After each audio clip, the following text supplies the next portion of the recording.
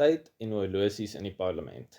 Hoe werk die tydverdeling tydens 'n parlementêre debat sodat elke party 'n billike spreekbeurt kry? In 'n debat kry elke party tyd om te praat in verhouding met die party se hoeveelheid setels wat die party tydens die verkiesing gekry het. Dus, hoe meer stemme 'n party kry, hoe meer tyd kry die party om te praat.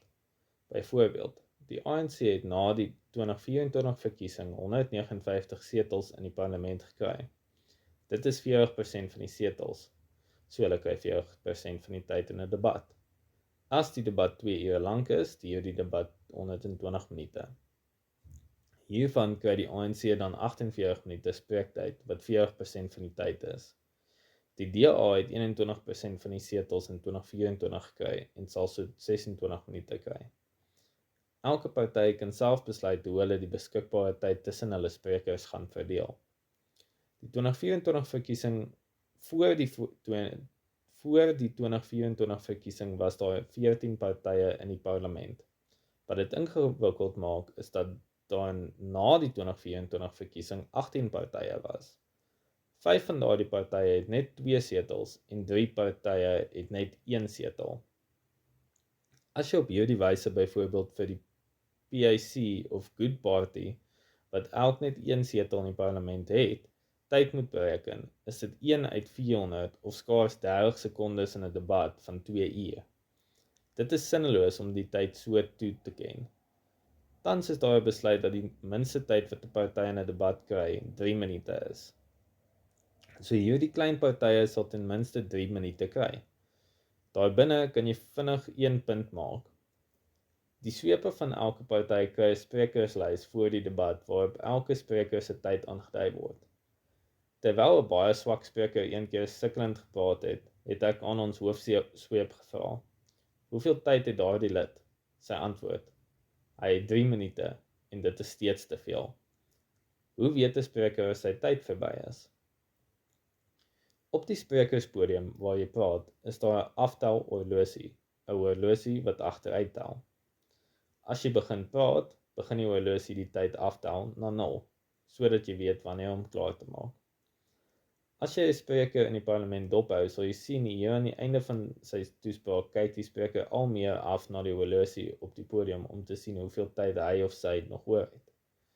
Wanneer 'n ander lid 'n punt van orde neem tydens jou toespraak of aan jou 'n vraag wil vra, verloor jy daardie tyd. As jy as spreker min tyd het, is dit 'n probleem.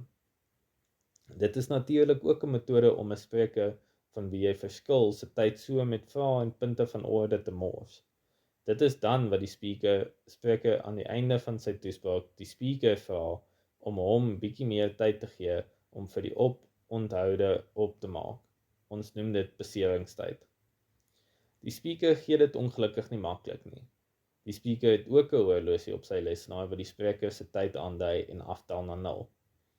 Die gebruik is wel dat die speaker jou toelaat om daarmee 'n laaste sin of gevolgtrekking te voltooi al is jou tyd verstreke. Natuurlik probeer sprekers hierdie laaste sin dan so lank moontlik uittrek om nog goue punt in te kry. Dit is dan wat die speaker jou stop en daarop wys dat jou tyd nou verstreke is. Die gemiddelde tyd wat sprekers in die parlement in die meeste debatte kry, is tussen 5 en 8 minute. Leiers van partye, ministers en die president kry daai meer tyd. In my ervaring is 'n toespraak van 5 minute baie moeiliker as 'n uur-lange toespraak. Winston Churchill, beste eerste minister tydens die oorlog, het gesê: "As hy 'n uur moet praat, berei hy 5 minute voor. As hy 5 minute moet praat, berei hy 'n uur voor, want dan moet elke woord op sy plek wees." 'n Goeie toespraak het gewoonlik 'n sterk of verrassende inleiding wat die gehoor se aandag dadelik trek. Dan word die probleem gestel wat bespreek gaan word en verskillende argumente vir of teen die saak word gestel. Jy eindig met jou gevolgtrekking en 'n sterk slot wat byvoorbeeld 'n oproep tot aksie of 'n goeie aanhaling kan wees. As jy nie jou tyd fyn beplan nie, stop die speaker jou toespraak voor jy by jou gevolgtrekking en slot kom. Dan eindig jy misnoeg want die toespraak hang in die lug en niemand weet wat jou eindelike punt en gevolgtrekking was nie. Een manier om dit te voorkom is om voor die tyd te bepaal hoe lank jou gevolgtrekking en slot is. Dit mag byvoorbeeld 2 minute lank wees. As die horlosie aandui jy het nog 2 minute oor, los ek die punt waarmee ek besig was en spring na my gevolgtrekking en slot om te verseker dat die toespraak nie stomp eindig nie. Watter tye sit die parlement? Van 1910 tot 1994 het die parlement ongeveer 6 maande aan die begin van elke jaar in Kaapstad gesit. Daarna het jy as parlementslid teruggekeer na jou kiesafdeling. Hierdie tweede 6 maande is dan gebruik vir verslagvergaderings, kontak met kiesers, fondsinsameling, kongresse ensovoorts. Die ou Transvaalse Volksraad van president Kruger het eers aan die einde van die jaar vir 'n kort tydjie vergader.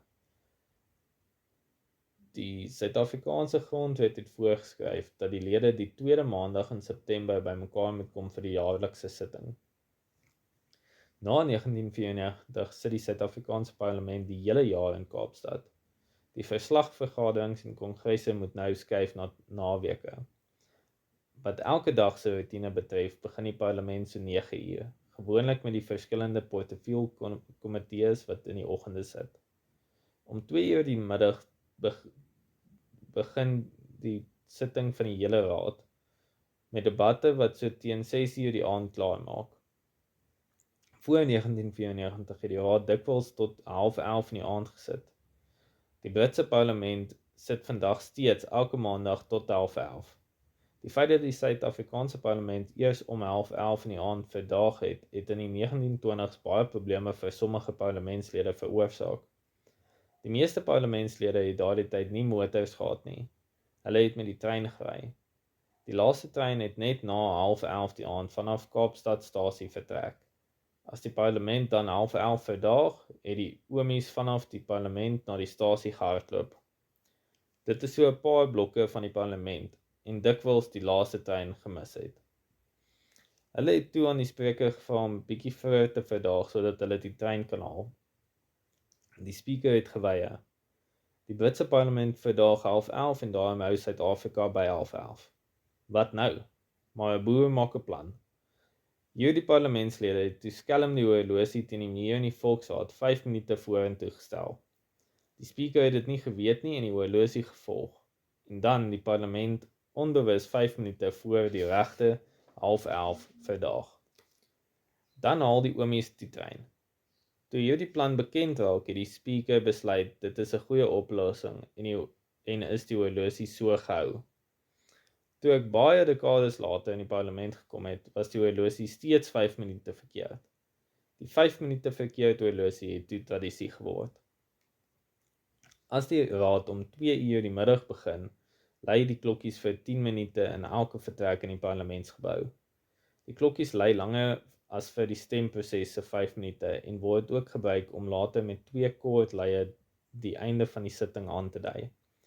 Ek het altyd dopgehou hoe lede van die publiek in die galery sit en wag om na die middagse debat te luister. As die klokkies in die gebou begin lui, kyk hulle op hul horlosie en dan na die Volksraadsaal se horlosie teen die muur, wat hulle nie weet 5 minute verkeerd is nie. Onder in die saal sit die president en die ministers en die horlosie teen die muur verskil 5 minute van sy eie horlosie. Dan moet sy horlosie verkeerd wees, glo hy, en dan verstel hy dit. Hierdie tradisie van 'n horlosie met verkeerde tyd in die raadsaal het na 1994 verval. Word die klokkies wat vir 'n stemming dwarsdeur die gebou lui ook vir ander doeleindes gebruik? Ja, die klokkies word ook gebruik om aan te dui dat die sitting gaan begin, asook aan die einde van die dag as die raad verdaag. Met die begin van 'n sitting lui die klokkies vir 10 minute dwarsdeur die gebou om aan te dui die sitting gaan begin. Aan die einde van die dag as die raad verdaag, lui die klokkies 2 keer om vir personeel en almal aan te dui die raad het verdaag. Maar die klokkies is baas oor alles en almal. As hulle in die middag voor 2 uur begin lui, stop alles en haas jy jou na die raadsaal sodat die raad stiptelik kan begin. Ek onthou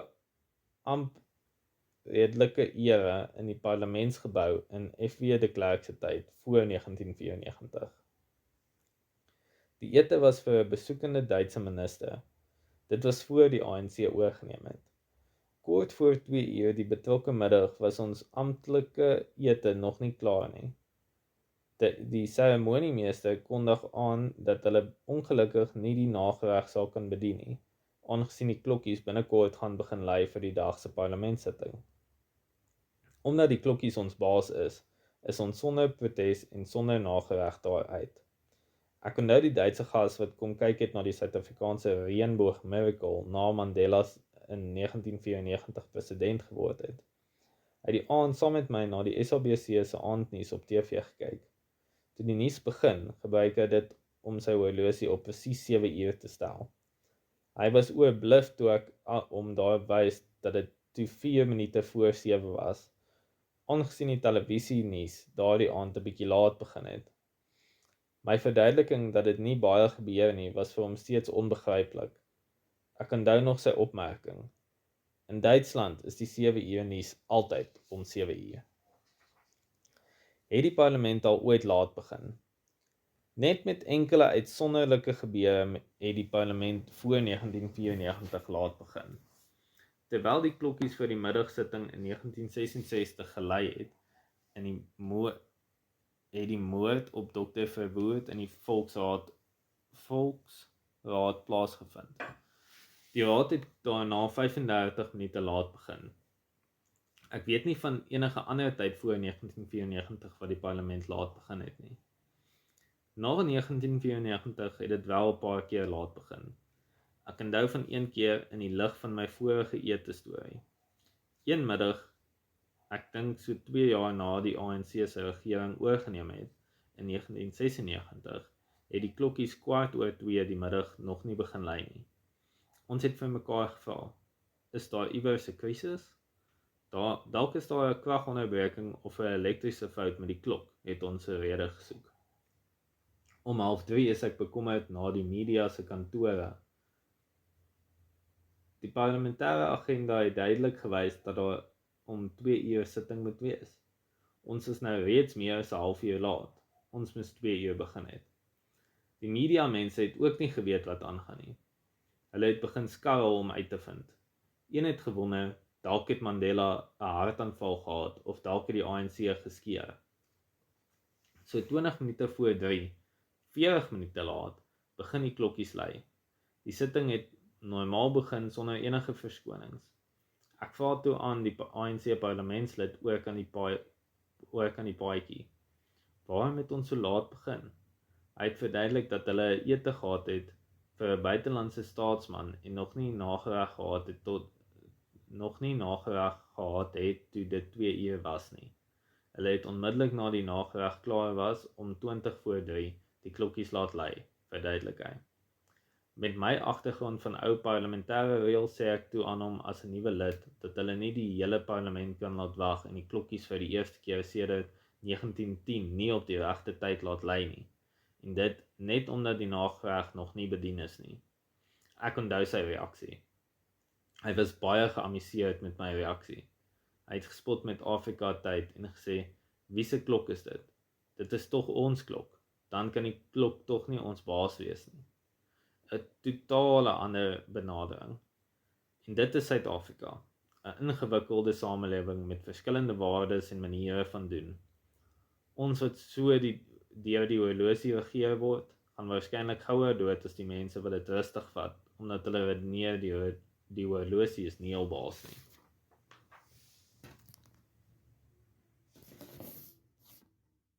Godsdienst, gebed en die parlement. Watter rol speel kerk en godsdienst in die parlement? Wanneer godsdienst en politiek onverantwoordelik gemeng word, kan dit tot baie emosie en warm debatte lei. Maar daar was nog altyd 'n baie noue verband tussen kerk en parlement. Veral as jy na die Britse parlement se geskiedenis kyk. Die Britse Tweede Kamer of House of Lords se lede bestaan uit 2 groepe. Die Britse adel, die Lords, en dan die Britse geestelikes, die biskoppe. Die wet in Britannia bepaal dat 26 biskoppe volle lede van die Tweede Kamer, die House of Lords, moet wees. Hulle staan bekend as die geestelike lords, of spiritual lords. Hulle neem voluit aan debatte deel en sien hul taak is om deur 'n kerklike bril te kyk na wetgewing en besluite van die parlement. Een van die 26 is altyd die aartsbiskop van Canterbury, wat die hoof van die Anglikaanse kerk is. In die begin van die Britse parlement, so in die 1500s, was die gebruik dat parlementslede elke dag voor die parlement begin eers 'n kerkdiens bywoon. Die prediker het later hierdie geleentheid begin misbruik om die parlementslede te probeer beïnvloed.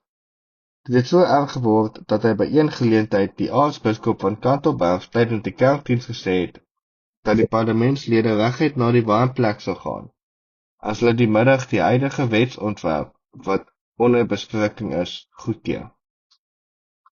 Die volgende dag het die parlement die daaglikse kerkdiens afgeskaf en eerder self koordiens in die parlement gehou.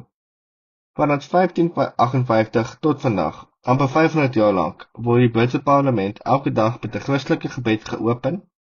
Alles staan tans baie ander gelowe ook in die parlement.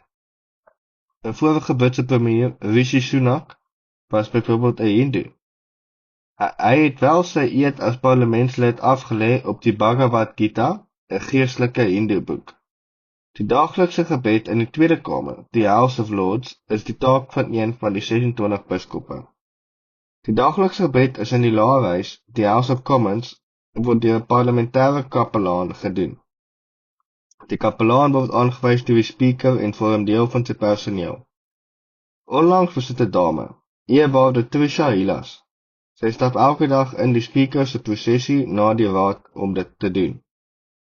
En die kapelaan is ook beskikbaar vir parlementlede se geestelike behoeftes en bied weekliks 'n nagmaalviering aan in die parlement se kapel. Die meeste parlemente met 'n Britse agtergrond word steeds met 'n gebed geopen. Aanvaar elke parlementslede dat die parlement elke dag met 'n gebed geopen word? Nee. Die meeste van hierdie parlemente het al voorstelle gehad dat die gebed afgeskaf moet word. So onlangs as in 2019 het 4 Britse parlementslede voorgestel dat die openingsgebed afgeskaf moet word. Die voorstel is nie aanvaar nie. In die Kanadese parlement was daar 'n soortgelyke voorstel in 2022. Hulle argument was dat toe die gebed in 1877 ingestel was, is die meerderheid Kanadese Christene, maar dit was vandag nie meer die geval nie. Die voorstel is ook afgestem. In Australië was daar al baie verskeie pogings om die gebed af te skaf. Die laaste poging was in 2014. Dit kom daar veral vanaf die Groen Party. Daar is 'n Australiaanse speaker wat as ateïs beswaar gemaak het dat hy die gebed moet lees. Hulle het toe 'n ander lid gevra om te lees, maar die gebed word steeds in albei huise gelees. In Nieu-Seeland was daar groot kontroversie toe die speaker in 2017 Jesus Christus weggelaat het uit die gebed om dit meer aanvaarbaar vir almal te maak. Dit het tot prosesoptogte voor die parlement gelei. Parlemente in Kenia, Uganda en Ghana word steeds met 'n gebed geopen. Ceylon, vandag Sri Lanka, het die probleem van besware teen die gebed opgelos om 2 klokkies na mekaar te lei. Na die eerste klok gelei het, word die gebed gedoen. Jy is nie verplig om dit by te woon nie. Na die tweede klok begin die sitting vir almal. In Amerika is hulle baie daarop gestel dat godsdiens en die staat geskei moet word. Word die Amerikaanse Kongres ook met 'n gebed geopen? Ja. Die Amerikaanse Kongres het ook 'n eie kapelaan van die Kongres en Senaat daagliks met gebed geopen. Daar was al baie paar hofsaake om die gebed af te skaf, maar dit het nog nie geslaag nie. Toe die Senaat se kapelaan een keer gevra is of hy vir die senatore wil bid, het hy met humor geantwoord. No, I look at the senators and then I pray for the country. Daar is onlangs wel 'n nuwe reëling dat die Amerikaanse Kongreslid iemand kan voorstel wat as 'n gaskapelaan die opneming waarneem. Die persoon kan van enige geloof wees soos die Amerikaanse Kongres al deur 'n Moslem, imam en 'n Hindoe geestelike op uitnodiging geopen. Daarteenoor het die meeste Europese lande se parlemente geen openingsgebed nie. Vir enkeles is daar 'n tyd van stilte aan die begin van 'n sitting vir gebed of meditasie. Wat is die geval vir Suid-Afrika? Hoe word die parlement geopen? Die eerste parlement, die Ou Kaapse parlement, is van 1884 daagliks met 'n Christelike gebed geopen. Vanaf 1910 is die gebed in die Unie-parlement een dag in Engels en die ander dag in Nederlands en dan later in Afrikaans voorgelees. Die bewoording van die Senaat se gebed was 'n verkorte weergawe van die gebed van Jan van Riebeeck op die skip op die pad na die Kaap gebid het. Vanaf 1994 volg Suid-Afrika die voorbeeld van sommige Europese lande waar daar dan aan die begin van die sitting tyd geskep word vir stil gebed en meditasie. By die begin van die sitting elke dag sê die speaker, "There will now be an opportunity for silent prayer or meditation."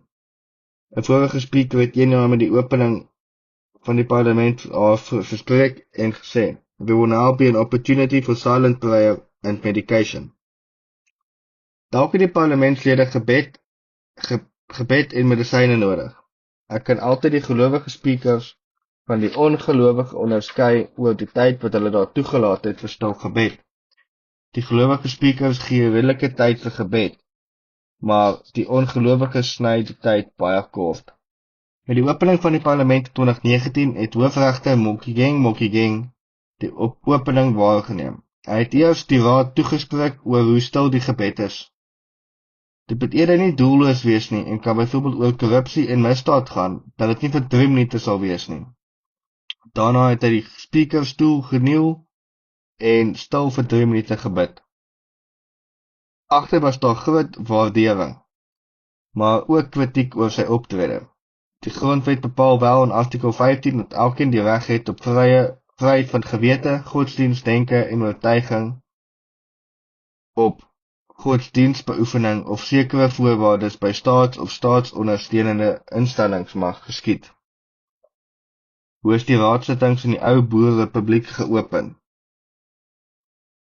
Artikel 54 van die ou Transvaalse Republiek sê grondwet van 1885 het bepaal dat die vergadering van die Volksraad daagliks met 'n gepaste gebed geopen en gesloten moet word.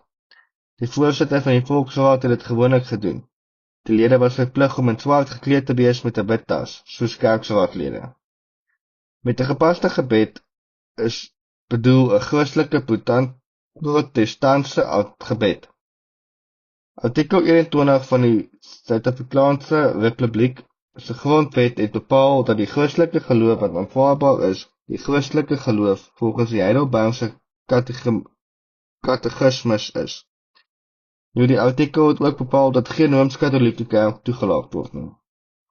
President Paul Kruger het tydens die Tweede Vryheidsoorlog as 'n balling in Nederland het Dr. Heymans as die huisdokter gehad. Dr. Heymans was 'n Rooms-Katoliek. Hoewel Kruger 'n streng Calvinistiese agtergrond gehad het, was hy ruimhartig teenoor ander godsdienste. Op 'n dag het Kruger vir Heymans gevra om te bid. Waarskynlik omdat Heymans bewus was van die Transvaalse Republiek se grondwet se standpunt oor die Roomse kerk. Hy het geantwoord dat hy nie kan nie, want hy is Rooms en hy weet dat Kruger glo dat die Katolieke se gebede nie sal baat nie. Kruger het op geantwoord, wie het dit vir jou gesê? Nie ek nie, Heymans. Jy moet bid vir my en ook vir jouself, want die duiwel gaan rond soos 'n briesende leeu, soekende wie hy kan verslind. En vir my wil hy, maar vir jou het hy reeds. Is daar gevalle van botsings tussen parlementslede oor godsdienstverskille? Nie werklik nie. 1 of 2 keer waar ek 'n teks uit die Bybel in 'n toespraak aangehaal het, van die kommunistiese partye se ateïste lede, spottend halleluja geskreeu het, maar jy laat toe nie daardeur afsit nie. Ek onthou wel een van 'n botsing tussen 2 parlementslede oor godsdienst. Ek noem die een parlementslid sommer Clayton, om nie die regte name te noem nie. In die 3-kamer parlement was hy 'n parlementslid in die Breinkamer. Hy was 'n lekker ou met te kuier en saam grappies te maak. Toe 'n bekende breinpredikant uitgevang is oor 'n egtelike verhouding, was Clayton se pittige opmerking om te reken daardie predikant was toe al die tyd net boek aan die beld bekeer. Die ander parlementslid was 'n vroulike moslem van die parlement. Kom ons noem haar mevrou Yassin. As 'n getroude moslemvrou was sy godsdienstig korrek aangetrek. Sy het 'n swart rok oor haar klere gedra en haar gesig was bedek sodat net haar oë sigbaar is. Clayton en sy vriende was veel tydens 'n parlementsitting en het aan mekaar briefies geskryf waarin hulle mevrou Yassin bespreek. Sy het agtergekom en een van die briefies geryp. Clayton wou nie hê sy moet lees wat hulle beskryf het nie. Hy het ook haar aan die pols gegryp en die briefie uit haar hand forceer. Sy het toe 'n klagte by die spreker gaan aanlê. As moslim mag net haar man of 'n maram, dit is 'n naby familielid, aan haar raak. Op 'n sekere middag moes Clayton en mevrou Yassin hiervoor voor die spreker verskyn en met die oog op 'n moontlike dissiplinêre verhoor. Mevrou Yassin wou hê Clayton moet uit die parlement geskort word. Hy het my benoud gemaak om advies te kom vra. Ek het die dissiplinêre prosedures aan hom verduidelik en getroos dat 'n mens nie so maklik geskort kan word nie. Later in die dag kry ek hom opgewek en vleit in een van die gange. Problem solved, verduidelik hy aan my. Nadat mevrou Yassin haar saak gestel het, het hy aan die spreker verduidelik dat dit duidelike probleem van godsdienstverskille is en dit 'n land waar ons mekaar moet verstaan en verdra. In haar geloof is dit 'n sonde as 'n vreemde man aan haar raak. Hy verstaan dit. Ek is weer 'n methodist, het hy aan die spreker verduidelik. Ons glo baie sterk aan reach out and touch. Hoe nou gemaak? Die spreker het gelag en gesê hy moet haar om verskoning vra. Sy het gelukkig die verskoning aanvaar en die saak was afgehandel. Oud-minister Ben Schoeman het in sy boek geskryf oor godsdienst tydens een van sy parlementsverkiesings. Hy het as kandidaat gestaan in 'n kiesafdeling waar sy pa pastoor was. Hy het reeds 'n paar keer in die kiesafdeling verloor. Tydens die verkiesing het hy sy pa dan by sy gemeentelede huisbesoek gedoen. Aan die einde van die besoek vra hy sy pa of hulle bewus is dat sy seun as 'n kandidaat van die parlementsverkiesing hier staan. Gewoonlik was hulle bewus daarvan. Daarna het sy pa gevra of sy seun daarom op die broer se stem kan reken. Nou kon die gemeentelid baie moeilik nee sê. Die huisbesoek is dan afgesluit met 'n slotgebed waarin sy pa dan die broer en suster tog van bo gehelp moet word om hul beloftes na te kom.